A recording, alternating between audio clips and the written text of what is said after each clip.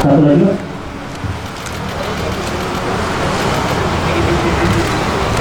Ya, ini. Pak Bupati, Bupati Kudus dan Bupati Ban yang hadir di acara ini karena ini menyampaikan pesan yang sangat kuat kepada masyarakat bahwa penindakan atau pemberantasan rokok ilegal itu akan terus berlangsung. Nah, yang kedua, pemerintah itu tidak hanya memberantas rokok ilegal, ya tidak hanya menindak seperti tadi disampaikan oleh Pak Bupati, para pengusaha atau para rakyat masyarakat yang melakukan produksi rokok ilegal tetapi perlu dukungan, perlu pembinaan, bahkan perlu bantuan, itu difasilitasi oleh Pemda. Jadi kami tidak hanya melarang orang memproduksi rokok legal atau menindak, kita arahkan agar dia berlaku legal dan fasilitas yang dibangun oleh Pemda Kudus ini mestinya sangat membantu. Dan saya ke depan tentu berharap masyarakat yang memang kesehariannya itu berusaha di bidang rokok masuklah kepada dunia rokok yang legal. Kalau misalnya ada masalah atau ada kekurangan atau perlu bantuan saat tapi kok terus saja ada. Ini mungkin oleh sebagian masyarakat rokok ini memang sumber penghasilannya dia. Ini soal hidup mati beberapa orang masyarakat memang. Karena kalau dia tidak berusaha untuk berusaha di dunia rokok, mungkin tidak ada usaha lain. Itulah sebabnya pendekatannya tidak hanya represif, ya. Bea Cukai tidak hanya melakukan pendekatan yang sifatnya represif terus, tidak. Kita juga melakukan pembinaan. Untuk Bea Cukai membina dengan empati. Kita melakukan pembinaan. Ada area-area tertentu yang mungkin tidak bisa dilakukan oleh Bea Cukai dalam rangka pembinaan. Pak Bupati tadi sudah menyampaikan, difasilitasi, bahkan diberikan bantuan. Jadi bentuk sinergi yang seperti ini akan kami kembangkan dengan kabupaten yang lain tentu saja, karena ada dana bagi hasil yang memang ada di setiap kabupaten, tidak hanya Kudus, Demak ada, Jepara ada, Pati, Rembang, Blora. Jadi sekali lagi penindakan rokok ilegal ini akan terus masif, tetapi kami tidak hanya menindak, kami akan membina masyarakat dan akan mengarahkan seluruh masyarakat agar masuk ke kegiatan usaha rokok yang legal. Pak, selama ini mungkin dari perusahaan rokok ilegal yang beralih menjadi legal sudah berapa persen, Pak? Dari target sekitar 44 triliun di Jawa Tengah nih ya, total nih ya. Jadi mudah-mudahan dengan penindakan-penindakan yang masif dilakukan, tidak hanya di Kudus, penerimaan terutama cukai hasil tembakau insya Allah di 2021 ini akan tercapai. Nah, oleh karena itu pada kesempatan pagi hari ini sekaligus saya juga mengucapkan terima kasih kepada Pak Bupati, Pak Ketua DPRD Kudus yang turut secara tidak langsung mengamankan penerimaan cukai ini. Ya, jadi meskipun pemungutan cukai kami yang melakukan, Bea Cukai yang melakukan, tetapi dukungan dari seluruh elemen masyarakat itu sangat penting. Pak, ini tadi yang dimusnahkan total berapa nilainya? Yang dimusnahkan sekitar 4,7 juta batang kalau tidak salah ya. Jadi sekitar hampir 5 juta batang lah.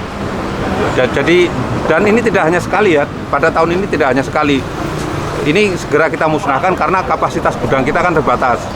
Jadi begitu jumlahnya sudah sekitar 5 juta batang, itu harus segera kita musnahkan. Nominalnya total? Nominalnya hampir sekitar 4,5 miliar. Kira-kira nilainya hampir sekitar 4,5 miliar. Dan itu cukup?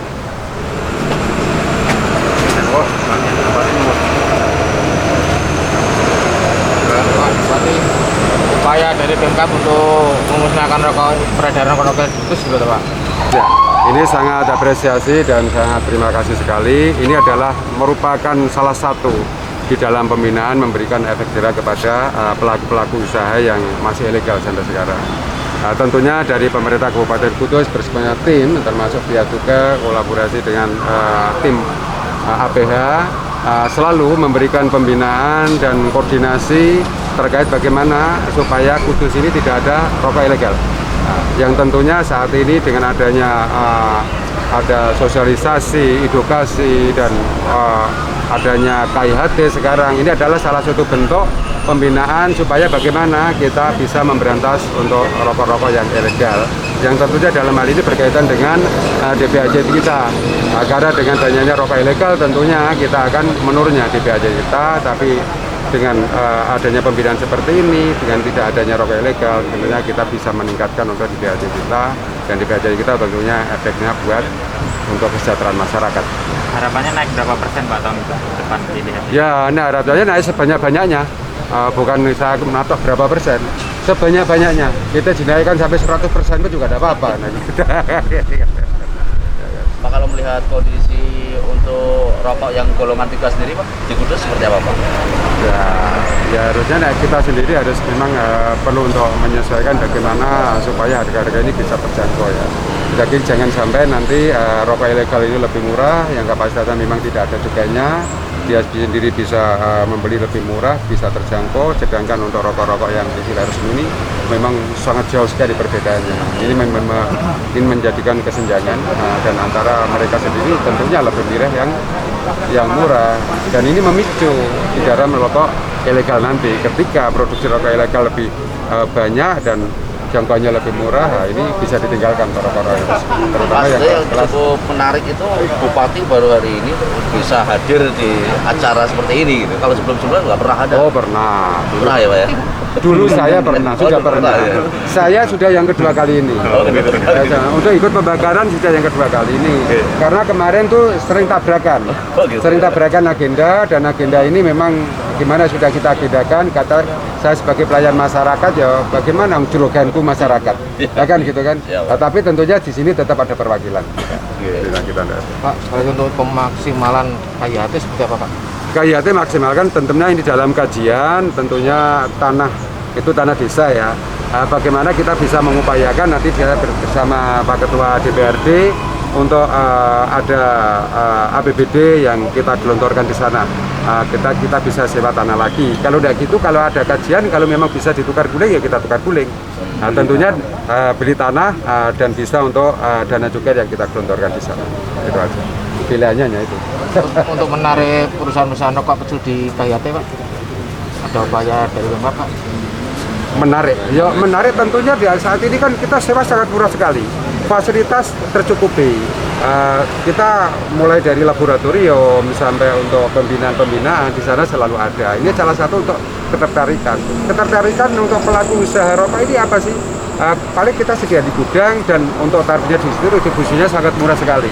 Itu yang membuat ketertarikan, dan fasilitasnya di sana sudah mencukupi, bagus sekali. Di sana sudah ada untuk sigaret kretek mesin yang tentunya untuk bisa untuk sewa di sana, itu merupakan fasilitas untuk ketertarikan dari pelaku-pelaku usaha rokok yang masuk di dalam KIHT kita. Tapi masalahnya untuk rokok golongan 3 sendiri kan belum memaksimalkan dari KIHT itu sendiri Pak.